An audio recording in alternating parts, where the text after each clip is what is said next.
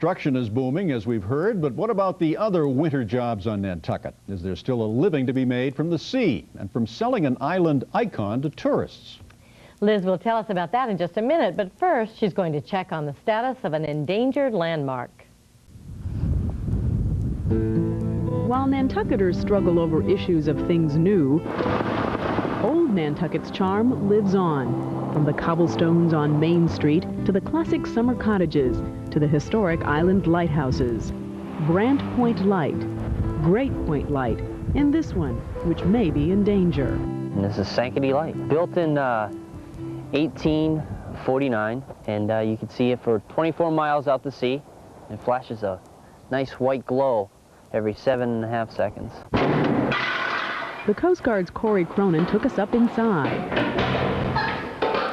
149 years ago, there were about 400 feet between the lighthouse and the edge of the bluff. Today, little more than 100 feet remain, all due to coastal erosion.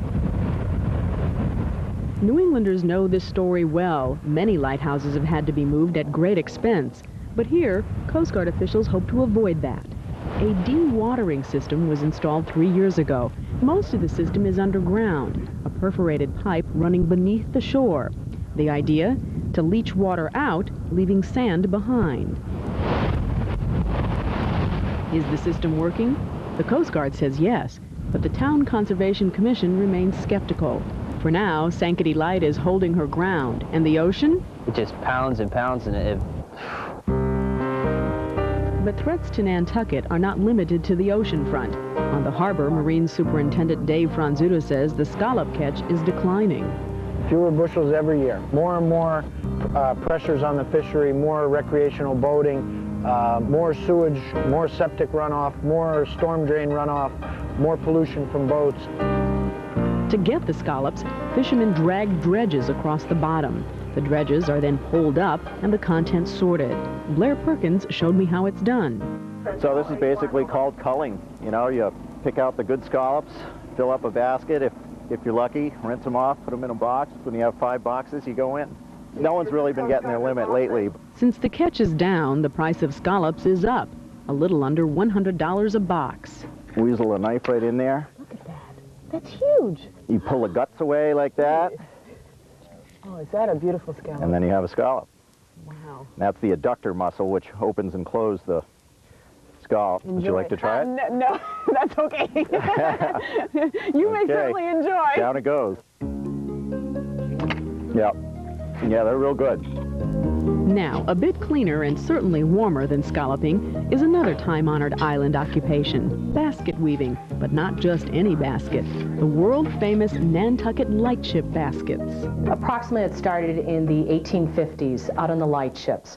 They were stationed out there for months and months at a time. Today, the craft has moved ashore and is alive and well. I stopped in on Valerie D'Ambrosio to see her display of baskets.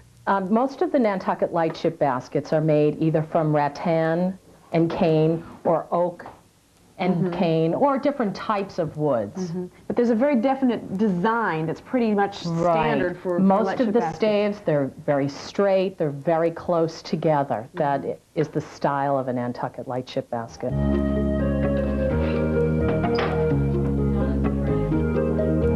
It takes about 40 hours to weave one of these baskets. Wooden molds ensure the size and shape. What would something like this cost, this little purse Okay, well this little basket is an extremely old basket. Okay, what does that mean? Well, this is probably about 80 years old. This could fetch over $4,000 or $5,000 if the right collector was out there looking for it. This collection is planned as the nucleus of a lightship basket museum, which D'Ambrosio hopes to open this summer. Included will be this one, made with 4.5 pounds of sterling silver. But not all of these baskets are priced in the thousands. What are we talking for, like baskets like this? One's obviously, this is a newer one than this one. Right. So you could possibly find something this size in a shop for about $200, $250. It also depends on what is on the basket. If you notice on some of them, there's ivory plaques on the top or ivory knobs. Some have scrimshaw. Some have metal. Well, there's like this little seal, I guess, on this one. Right, so it depends on whatever the decoration is on the top. These are all delightful, and I've seen women out and about with their little handbags. They use them. That's terrific. Awesome. Valerie, they're beautiful. They are beautiful. You know, I think I might have been tempted to try that scallop. It looked pretty sweet. You didn't believe me when I told you they had blue eyes. I didn't. They do. They actually have a whole line of blue eyes. I thought you'd had a few too many rum punches in the Caribbean no, I or something. didn't. They actually move too, Mary. I know The you don't. scallops do. They swim with those little blue eyes. All right, I'm going to take your word for it. True Okay, story. when we come back, taking a ride with Gino, the camera guy, after this. Channel 3, it's one-man TV.